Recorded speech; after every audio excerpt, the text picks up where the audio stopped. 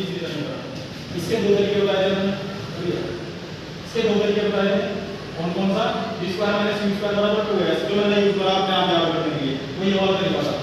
दूसरा तरीका यह है, तुम्हें काम करेगा वो यहाँ दोनों सेम अलग कुछ नहीं आएगा, यानी समीकरण में 1 2 और 3 होगी। इसकी पहली समीकरण को सिद्ध करने के लिए सबसे पहले तुम्हें की वैल्यू को बताना चाहिए, a क्या है, u क्या है, v क्या है। a u और v प्रारंभिक अंतिम मान को बताया ना एक मेथड, जैसे प्रारंभिक और अंतिम मान लिया हमने, ये प्रारंभिक हो गया, ये अंतिम हो गया।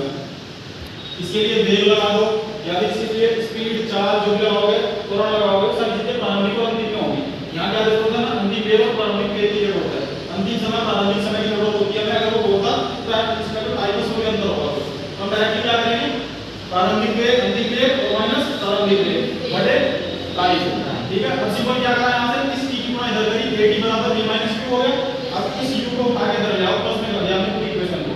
ये यहाँ पे आया v बराबर u प्लस at, ये पहली समीकरण होगी। इसके बाद अगर तुमने पहली समीकरण को सिद्ध करा, उसकी टाइम लिखा होगा, इसमें v आया इधर, यानी v की वैल्यू बताएगा। v का मतलब क्या है, वेग को पता बताएगा, वेग का मतलब बताएगा कहां से v का वेग कैसा आया।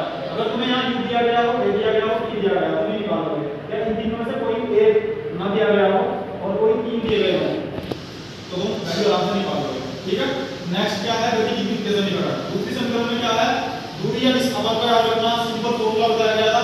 औसत वेग है तो 4 बराबर दूरी बटे समय था, तो दूरी बराबर 4 गुना समय होगा। वही हमने 4 गुना औसत वेग गुना समय कर दिया है, और जब 4 गुना समय करोगे फॉर्मूला तो मैंने बताया औसत वेग का v + u बटे 2 और गुणा में समय मतलब t। ठीक है, अब सिंपल क्या करा, इन दोनों को इसकी वैल्यू रख हमने यहां पहले वाली इक्वेशन से v बराबर u + at, ये रख दिया u + at। जब इन दोनों को जोड़ोगे तो 2u होगा, यहां रखा 2u + at, सिंपल नीचे से ही और 2 इनटू p बाहर जैसे भागा सका वैसा है। अब क्या करा, इसके साथ अलग-अलग लिख दिया, 2u बटे 2 और इसमें भी ऐसे करा at बटे 2। यहां 2 से 2 को कैंसिल कर दिया, बाहर जो बचा था उसकी मल्टीप्लाई अंदर करी, u के साथ t की मल्टीप्लाई तो ut, a t के साथ t की हुई तो t स्क्वायर हो गया a से और नीचे 2 तो से 2 को लिख दिया।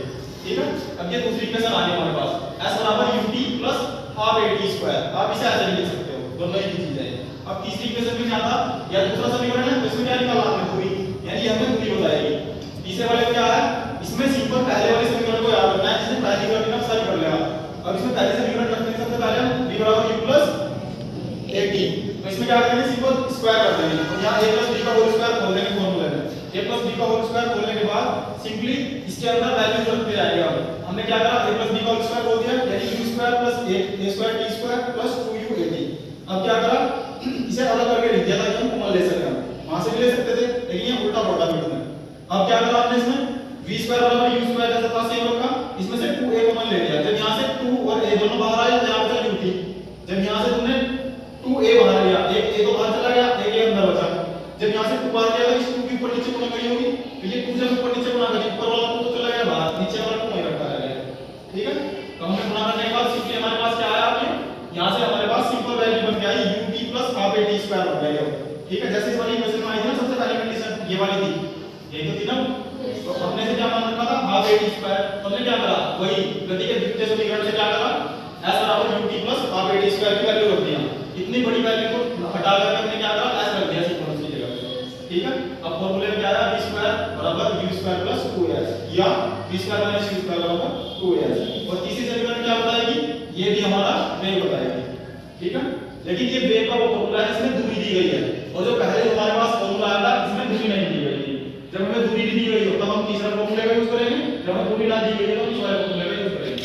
ये आसान है और थोड़ा इससे टफ लेवल का होगा। और अगर तुम्हें किसी ने कहा कि तीसरी समीकरण सिद्ध करके बताओ, तो पहले तुम्हें पहली करनी पड़ेगी, दूसरी करनी पड़ेगी, तब तीसरी करोगे, डायरेक्ट नहीं कर सकते उसका।